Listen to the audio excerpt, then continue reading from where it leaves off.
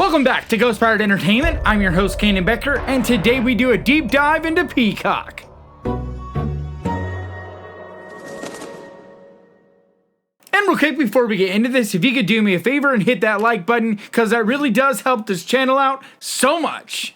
So this week I went searching through Peacock because I know a lot of people, with Halloween Kills being exclusively on Peacock and in theaters, a lot of people have been thinking about should they get Peacock or not. So I figured I would throw up a list of 10 of my favorite movies that are available on Peacock at the time of recording this. So to me, Peacock is worth it because it's really just a few bucks a month and there's a whole bunch of stuff. Is it something you should keep for multiple months? I don't know about that. But at least for streaming it for 1 month, I think it's definitely worth a few bucks. So with that, let's get to the list.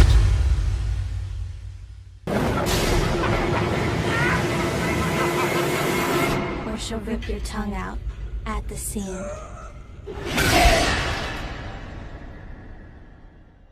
So recently, James Wan released the film Malignant. And everybody was freaking out about how weird and this and that, and how it wasn't what they expected from James Wan. And I was just thinking, have you guys not seen Dead Silence? Because granted, Dead Silence isn't as campy and as wild and over the top as Malignant. Few things are.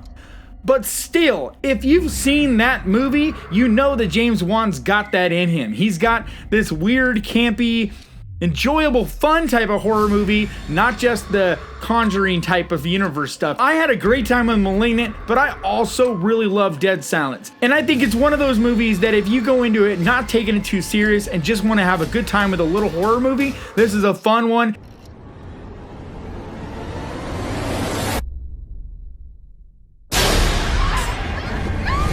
It is a silly movie, but it is a very fun movie and one that I definitely recommend.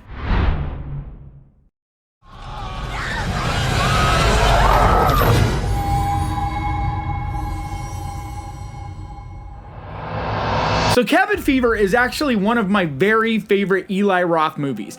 Most people talk about Eli Roth and they talk about the Hostel movies, and fair, because he probably made his name for the most part with those movies. But personally, the movie that I enjoy the most and the one that I think is his best movie is Cabin Fever. Gory, over the top, Eli Roth at its finest, and it's one of those movies you don't hear people talking about hardly ever. I need a doctor. I don't want to get sick. I don't want anybody's getting sick. We just don't want to get it. And I don't get why it's not talked about more, because it, in a lot of ways, to me, is one of those classic, real, true blue kind of horror movies that has got the jumps, it's got the grossness, it's got the making you queasy and uncomfortable, all that fun stuff that is great in a horror movie. So if you have yet to check it out, or it's been a while, I think you should definitely check out Cabin Fever.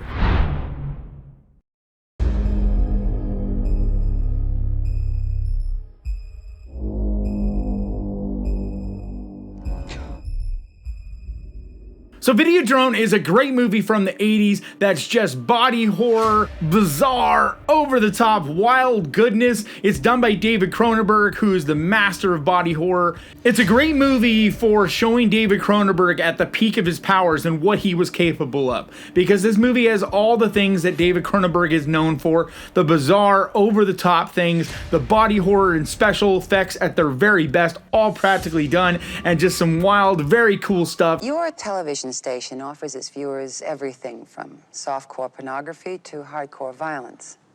Why? This is just a very fun, wild, over-the-top 80s horror movie that I absolutely love.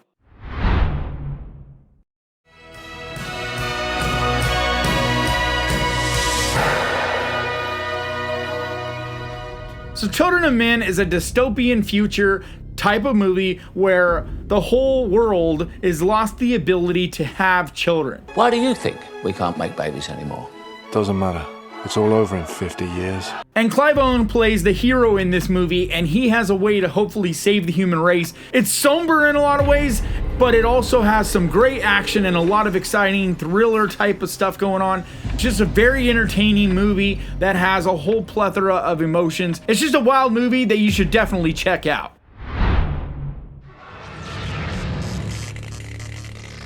Shocker. So Shocker, in a lot of ways, is kind of the forgotten Wes Craven movie. And I'm a big fan of Wes Craven. I think Wes Craven was an absolute horror master. And this movie is a lot of damn fun. It's different than the ones that he's predominantly known for. This isn't this great IP like Nightmare on Elm Street, but it is a very cool, fun little movie. It is small, so it's not like one of these amazing, huge production type of deals that we know him for. Prisoner, have any final words? Yeah. No more Mr. Nice Guy. But it's just a movie that just has so much energy and life and quirkiness to it that it's wild, and I think everybody should check it out. But for some reason, it's one of those movies that's kind of faded away. And I think it's just such a fun movie about this guy who's being put to death and somehow gets the ability to use electricity as like a weapon and goes around killing people. So it's got this supernatural meets slasher type of vibe going on. It's just a blast, and you should definitely check it out.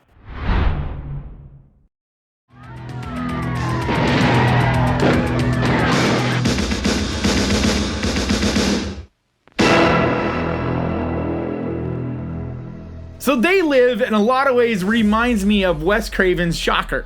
They're both these kind of campy, silly movies, but the difference to me with They Live is that They Live actually has a message. It has something it's trying to say, and even though it is silly, and it is campy, and it's got, kick-ass and chew bubblegum statements going on in it. I have come here to chew bubblegum and kick. And I'm all out of bubblegum. It's still a movie that really does try to put a message, a legit message across. And I think a lot of times you can glaze over that because of just how silly and fun and goofy in a lot of ways it is. But it does really go hard at classism. It really does do a good job, I think, of pointing that out, but yet still being a fun movie, a sci-fi with a little bit of horror stuff going on. Either way, it's a blast, and for whatever reason, if you have never checked it out, you definitely should.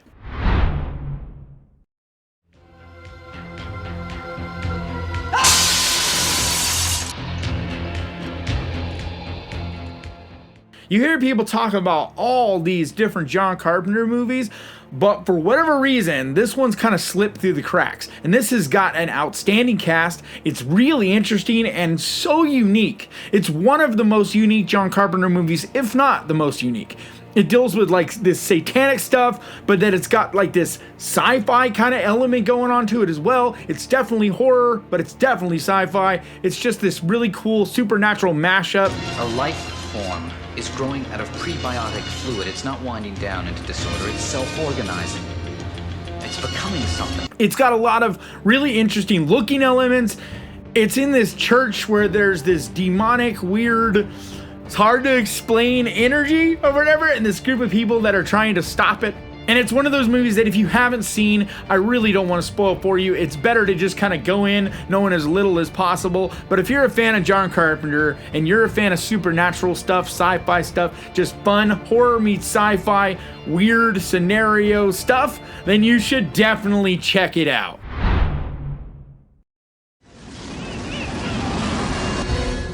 Do you mind if I put my arm around you?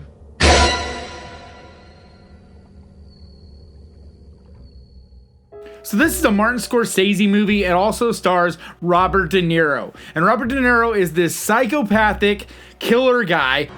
I'm from the Black Forest. Maybe I'm a big bad wolf. Who is tracking down this family and just literally making them run for their lives. It has a lot of really thrilling moments. It's not quite a horror, it's much more of a thriller, but it is very fun and really will put you on the edge of your seat. If you are into stuff that's just that high, intense thriller situation kind of movie, you cannot go wrong with this. It is so well directed, it looks amazing, just an absolutely fabulous movie. He's got a playmate of his own.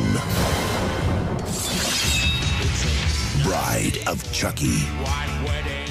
So The Bride of Chucky is my personal favorite Chucky movie. Because to me, it's when they finally figured out 100% what Chucky should be. Just completely over the top, silly, fun. I love his one-liners, but this is also just my most favorite looking Chucky. He looks amazing with all the scars and all the stuff, but then Jennifer Tilly is phenomenal in this movie as well. Well, hello, Dolly. It just has so many layers to it, and it is an absolute blast. If you're a fan of Child's Play movies, this is definitely got to be one of your favorites, in my opinion. And the new Chucky show is killing it right now. I'm really into it and excited and just loving it. And Peacock not only has Bride of Chucky, which is my favorite, so that's why I mentioned it, but it has all the other Chucky movies. So you can go on a Chucky marathon on Peacock and then check out the new Chucky series. So if you're a fan of Child's Play, you can go nuts with Peacock right now.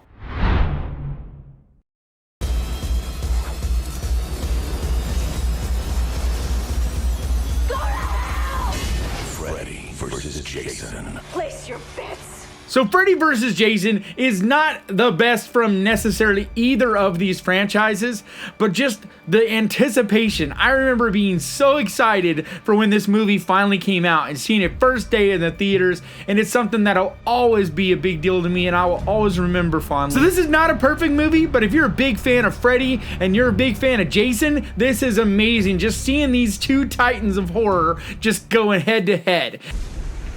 Welcome to my nightmare. And even though the acting isn't great and the characters are written really bad, dialogue pretty shitty, I still always have an absolute blast with this movie, and that's why I put it on this list. Peacock also has a whole bunch of other stuff that's available from either franchise, Nightmare on Elm Street and Friday the 13th, so there's a whole bunch of stuff as far as that goes as well.